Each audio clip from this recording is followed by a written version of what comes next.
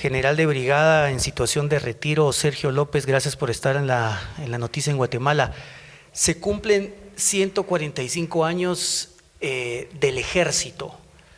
Ya no vamos a hablar de 1871, no vamos a pasar por 1954, tampoco por los 60, 70, 80. Vamos a empezar desde 1996, cuando se cambia la función del ejército. General, ¿le gusta cómo está el ejército 20 años después que se le modificó su función? Bien, buenas tardes, muchas gracias aquí por la oportunidad y quisiera decirle de que el ejército de Guatemala tiene una razón de ser y no se inventó en 1986, 1993 cuando se llevaron a cabo las últimas reformas a nuestra ley constitutiva y a la Constitución de la República. El ejército de Guatemala nace como una necesidad de la sociedad. Entonces muchas veces nos preguntamos nosotros, ¿qué es el ejército? Y el ejército es la sociedad civil organizada para dar respuesta de manera inmediata y eficaz ante cualquier tipo de amenaza contra los intereses del Estado, en las áreas de seguridad, en su soberanía, amenazas contra su territorio, la paz y la seguridad interior y exterior. Entonces, si nosotros hacemos una revisión de las constituciones anteriores, el espíritu es el mismo. Es la sociedad organizada que está haciendo frente a las amenazas de los intereses del Estado. La naturaleza sigue siendo la misma, Así dice es, usted, no ha pero su función ya no es la misma. Permítame decirle, el ejército es un instrumento del Estado. Sus misiones están en la Constitución Política de la República, que este es un mandato del soberano, del pueblo. Por lo tanto, el ejército no tiene la potestad de modificar nada. El instrumento del Estado que tiene la aplicación de la fuerza por ley únicamente atiende al operador que se llama Estado a través de las políticas del Estado y atiende a los objetivos nacionales actuales, a las amenazas actuales, a los intereses del Estado. Cualquier cosa que desarrolla el ejército es porque es legal, es legítimo y es razonable. Amenazas, estamos diciendo, por ejemplo, el narcotráfico, el crimen organizado, estamos hablando, que no se puede llegar ahí, pero en extremo un enfrentamiento con Belice si en caso se diera, pero mi pregunta es, ¿está preparado ese ejército que usted dice para enfrentar esos problemas, esas amenazas?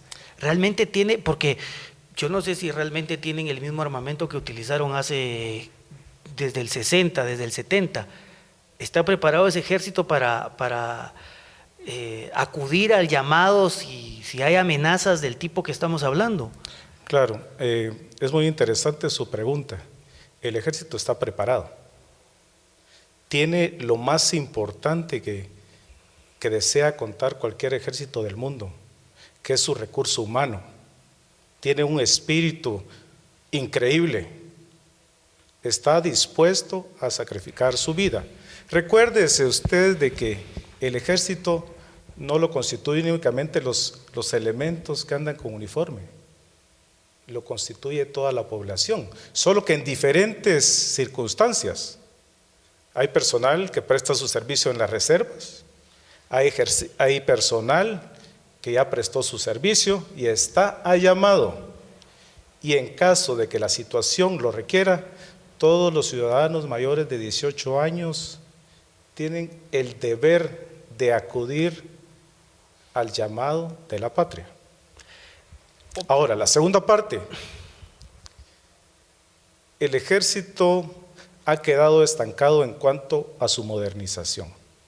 A eso es lo que El iba, porque Estado- entiendo perfectamente que hay voluntad, está el espíritu, que es parte de la naturaleza, y por eso es que digamos, entran en un régimen de disciplina que mucha sociedad quisiera tener. Eso está muy, muy claro, y a eso quería ir.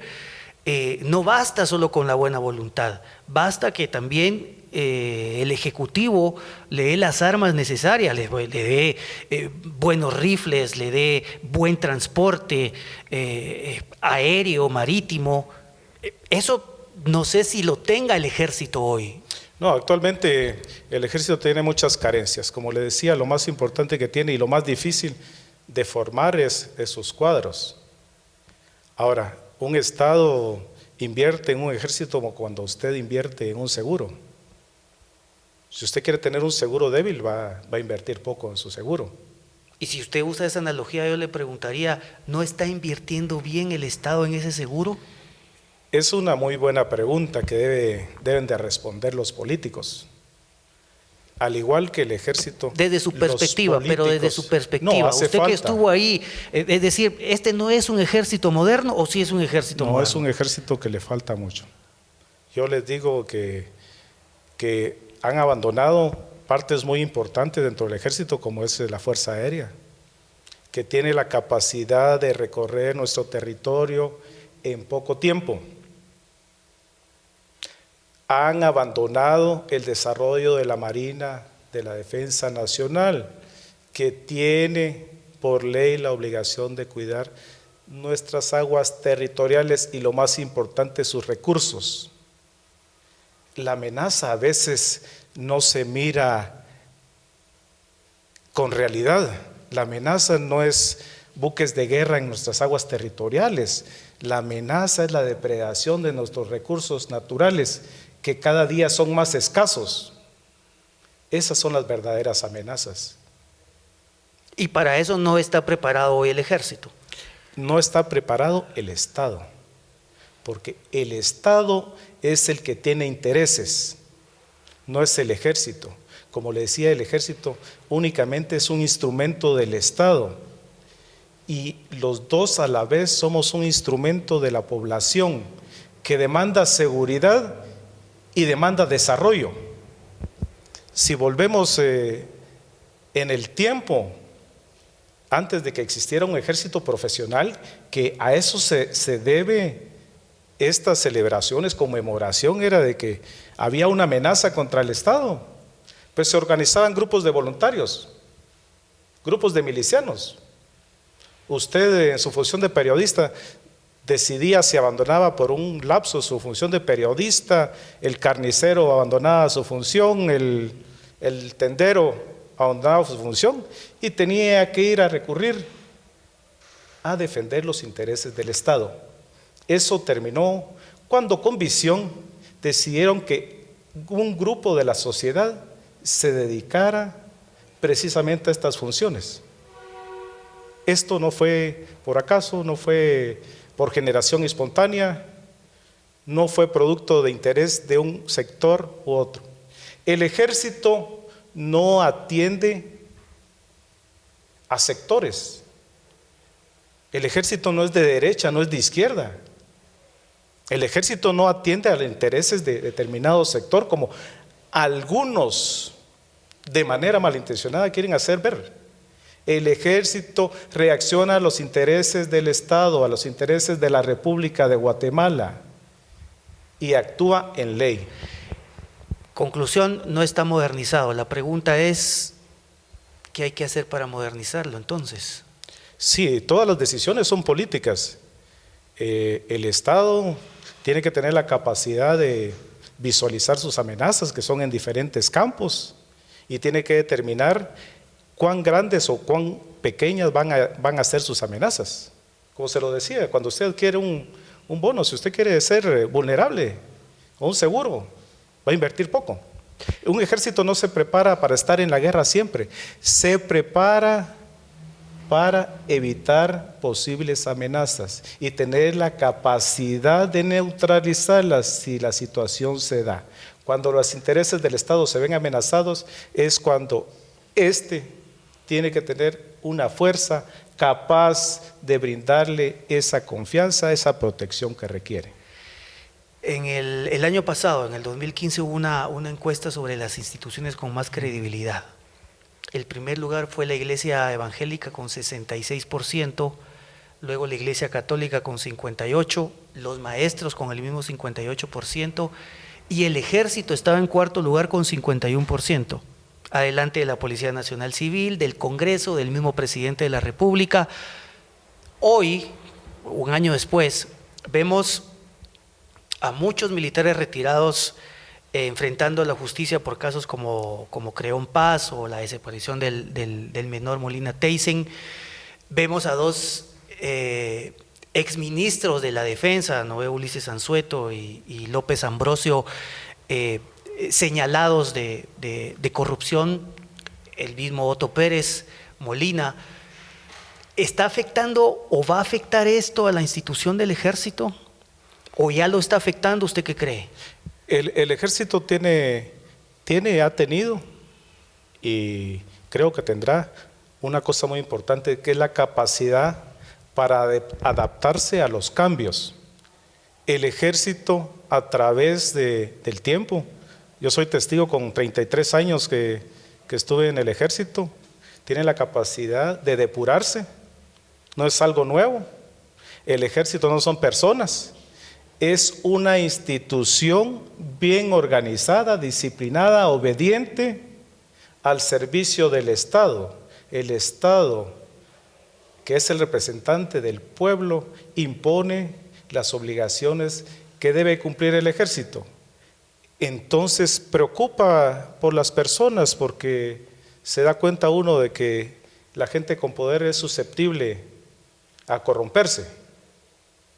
Pero las instituciones la conforman muchas gentes, y muchas gentes es mucho más difícil que se corrompan. Por lo tanto, eso no debe ser una debilidad, al contrario, es una fortaleza reconocer de que si no se ponen a las personas adecuadas, se corre el peligro de apartarse de los objetivos del Estado. ¿Cómo ve usted que hoy, con los 145 años, haya un debate en el país y es si el Ejército va a desfilar públicamente o no? No lo hacía desde el 2007, 2008, cuando Álvaro Colón lo prohibió, entonces solo se hacía en Mariscal Zavala, ante los familiares. Sale el vocero de la presidencia diciendo sí, porque no hay que coartar, y lo dice literalmente, no hay que coartar la expresión del Ejército, y dice, van a desfilar desde el Obelisco, enfilan por la Avenida Reforma y llegan al Ministerio de la Defensa. Horas después sale el presidente y dice, porque el anuncio, resulta que en las redes sociales mucha gente a favor, pero también mucha gente en contra. Entonces, horas después sale el presidente de la República, Jimmy Morales, y dice, no sé, estamos pensando a ver si sale o no sale. ¿Cómo ve usted este debate, digamos, que se armó en estas últimas horas en la sociedad guatemalteca por saber si el Ejército desfila o no públicamente? Toda decisión trae sus consecuencias, pero precisamente para eso están los líderes, para tomar decisiones en situaciones difíciles. Como usted me lo decía anteriormente, el Ejército tiene una ventaja comparativa muy grande, y es que siempre ha estado ubicado entre los primeros lugares de credibilidad y confianza, que se los ha ganado a pulso, y la población es la que determina si es creíble, si es una institución de confianza. Entonces, no es difícil inferir de que la mayor parte de la población está con su ejército. Se lo decía, el ejército no es ajeno al pueblo, es del pueblo. Actúa por la seguridad y desarrollo del pueblo. El ejército es el precursor del desarrollo de Guatemala. Si hablamos de ejército, está ligado con la historia de Guatemala.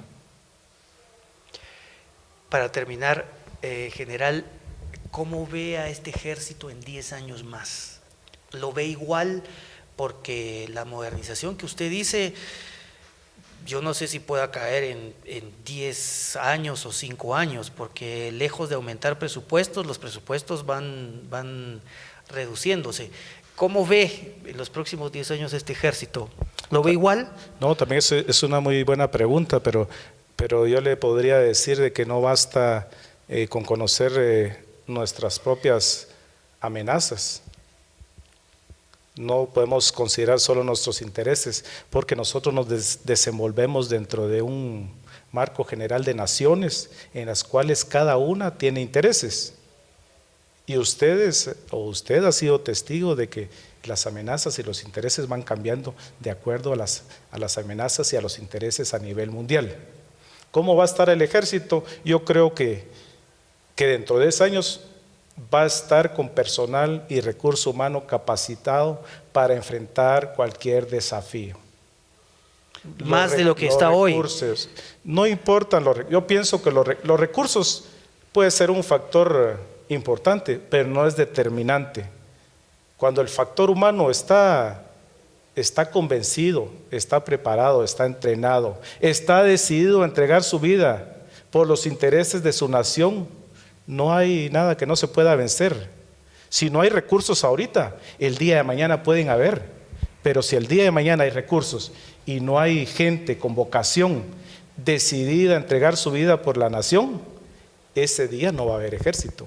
Cada uno va a tener que ver qué hace y tener un fusil, tener un arma, como decían en Estados Unidos.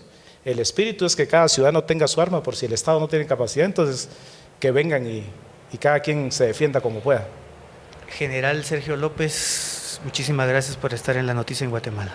A usted, y quiero agradecer en nombre de todos los hombres y mujeres del Ejército de Guatemala, que son una parte representativa del país por todos esos años de sacrificio, abnegación, entrega a su país. Y el hecho más irrefutable es de que hemos estado dispuestos a entregar nuestra vida por nuestra patria. Gracias.